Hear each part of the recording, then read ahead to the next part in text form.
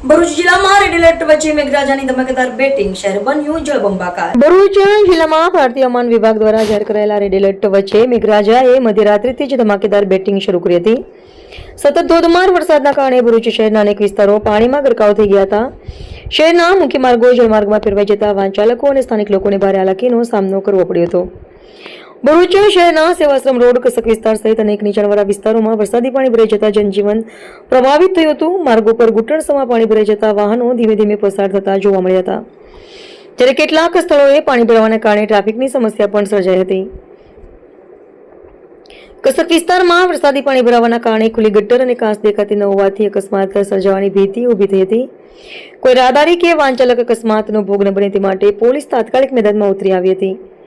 Police દ્વારા ખુલ્લી ગટર અને જોખમી સ્થળોની આસપાસ બેરિકેડ ગોઠવી લોકોને સાવચેત કરવામાં આવ્યા હતા। સાથે જ વાહન ચાલકોને ધીમી ગતિએ વાહન ચલાવવા અને પાણી ભરાયેલા રસ્તાઓ પર જરૂરી સાવચેતી રાખવા અપીલ કરવામાં આવી હતી।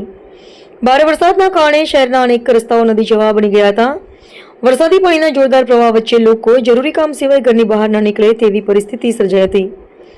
વહીવટીતંત્ર અને પોલીસ વિભાગ સતત પરિસ્થિતિ પર નજર રાખી રહ્યા છે, જ્યારે નાગરિકોને પણ રેડ એલર્ટને ધ્યાનમાં રાખીને બિનજરૂરી મુસાફરી ટાળવા અને સુરક્ષિત સ્થળે રહેવાની અપીલ કરવામાં આવી છે। હવામાન વિભાગે આગામી કલાકોમાં પણ ભારે વરસાદની શક્યતા વ્યક્ત કરી હોવાથી ભરૂચ જિલ્લાના લોકોને સંપૂર્ણ સાવચેતી રાખવા અને તંત્ર દ્વારા આપવામાં આવતી સૂચનાઓનું પાલન કરવા અનુરોધ કરવામાં આવ્યો છે। રિપોર્ટર રવિ સૈયદ, ભરૂચ।